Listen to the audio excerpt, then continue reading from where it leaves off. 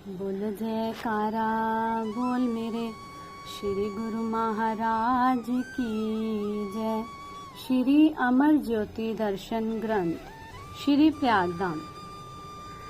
जैसा कि पहले भी वर्णन हो चुका है कि आप जब भी यहाँ कृपा फरमाते तो शरणागत गुरुमुखों को श्री दर्शन, सेवा एवं सत्संग की अनमोल निधि प्रदान कर उन्हें खुशहाल कर देते। एक बार जब आप यहाँ विराजमान थे तो एक महात्मा जी ने सत्संग में भगवान श्री कृष्ण की प्रेम लीलाओं में से एक छोटी सी कथा सुनाई।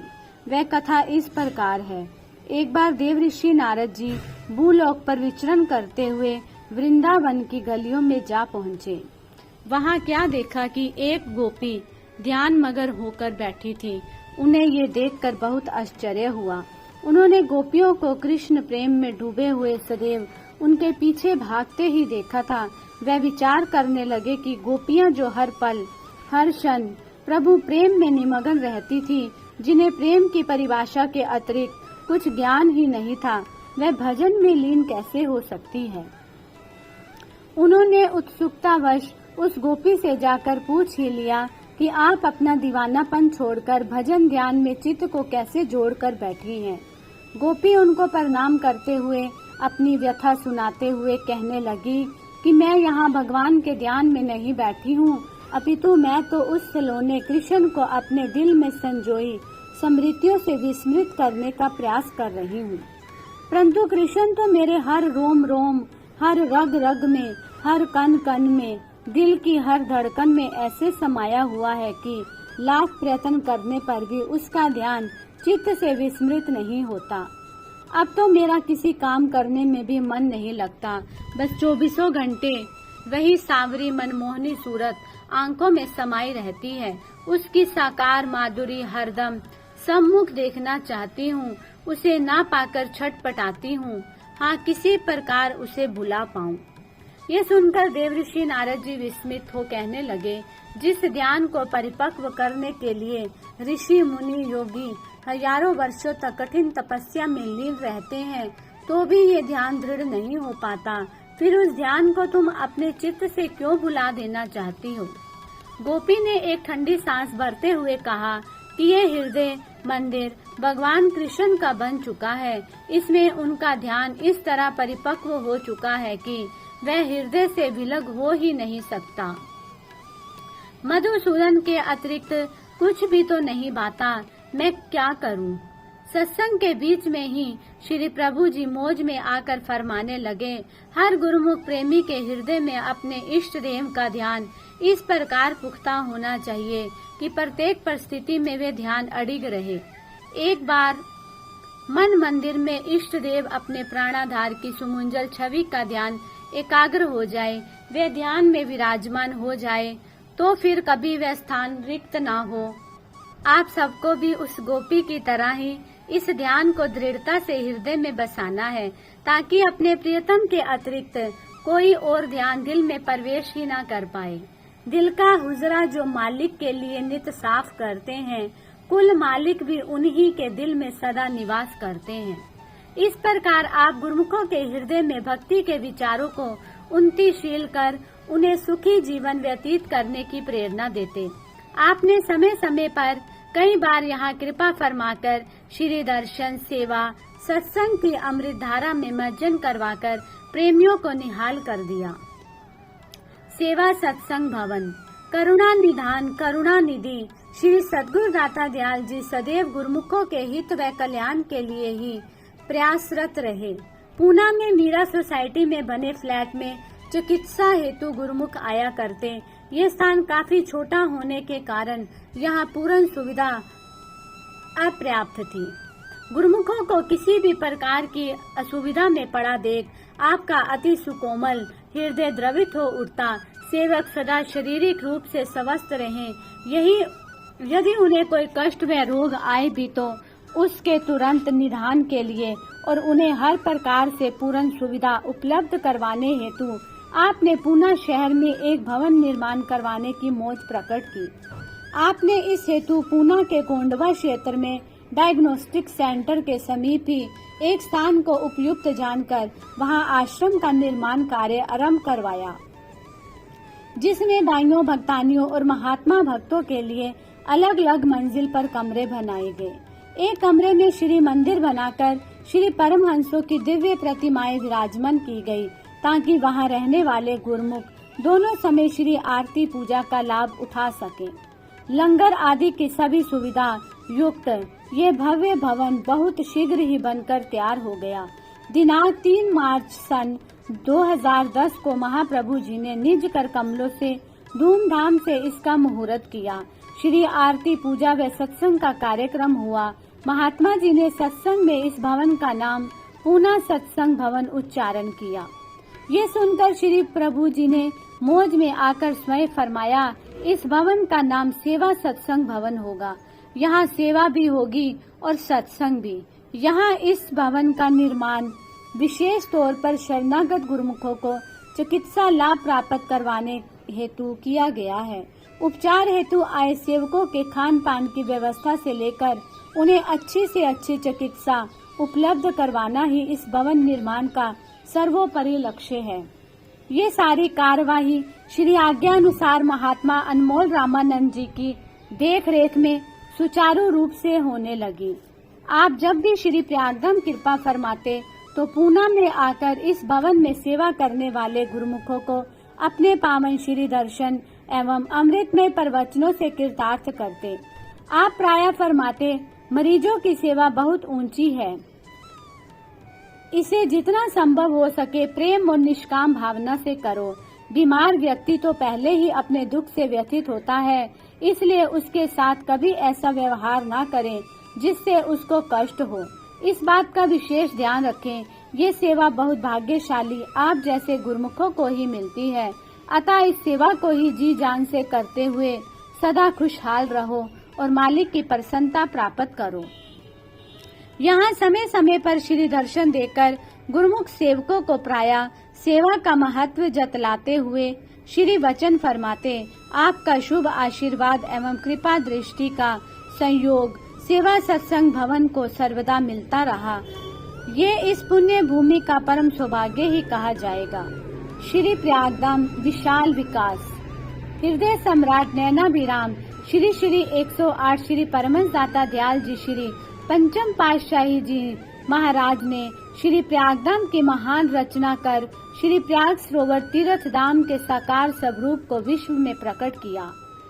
इसकी पृथ्वी के कण कण में सेवा, प्रेम, नाम व भक्ति के अद्भुत सौरभ को भरकर गौरवान्वित किया। इसके प्रत्येक भूभाग पर चरण स्पर्श कर इसे प्राकृतिक सौंदर्य का अभूतपूर्व स्थान बना दिया।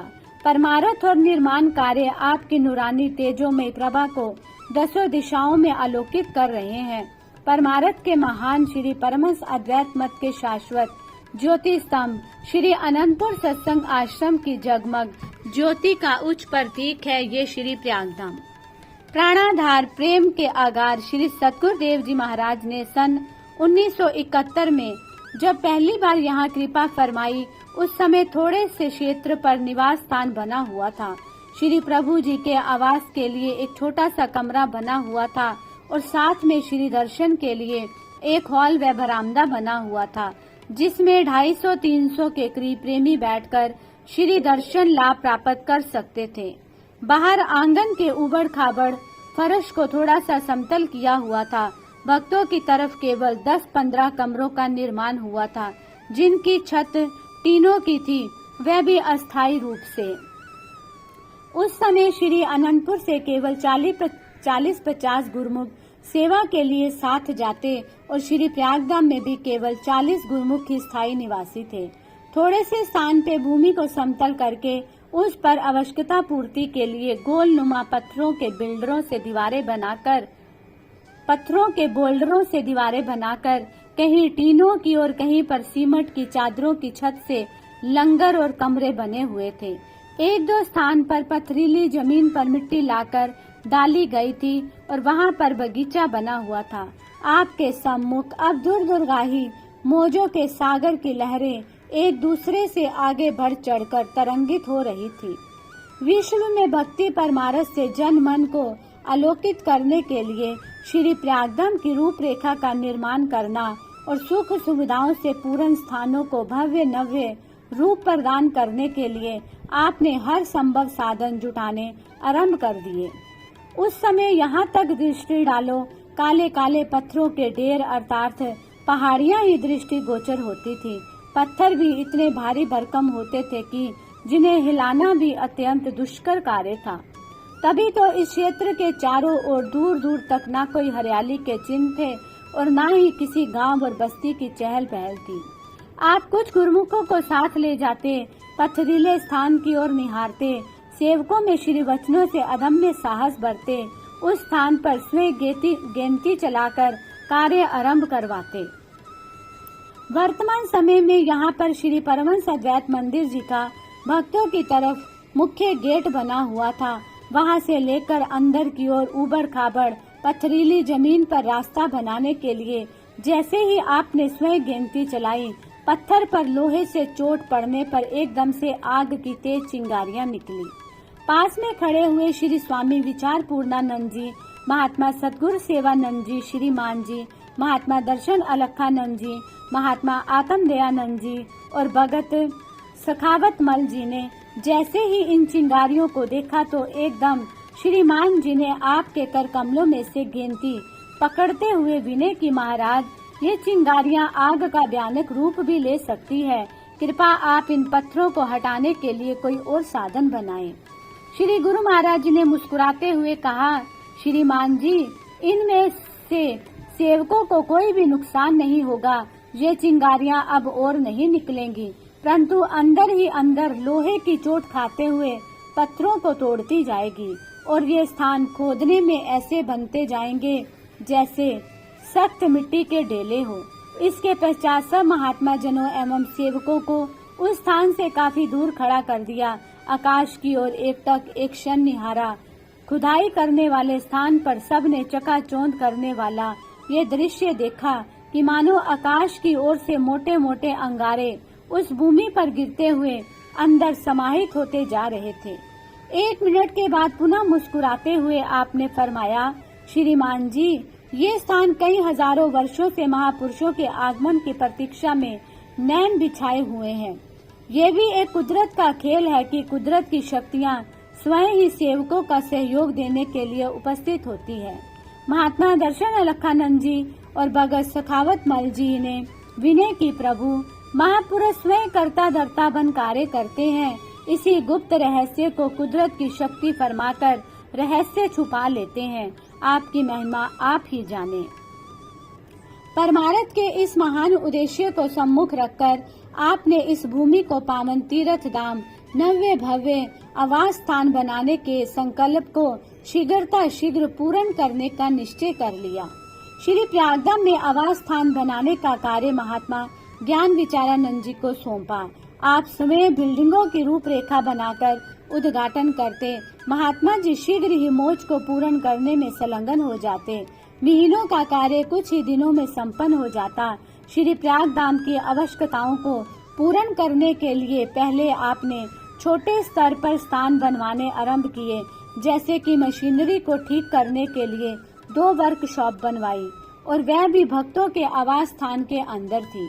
यहाँ पर ही शरणागत तथा दर्शनार्थी सेवक खराब हुई मशीनरी को ठीक करते। अत्यधिक आवश्यकता पड़ने पर दिल्ली से मैकेनिक बुलाए जाते। मैकेनिक ये देखकर हैरान हो जाते कि इन गुरुमुखों ने कोई डिग्री तो नहीं ली, फिर भी इन बड़ी बड़ी मशीनों को ठीक करने में दक्ष है।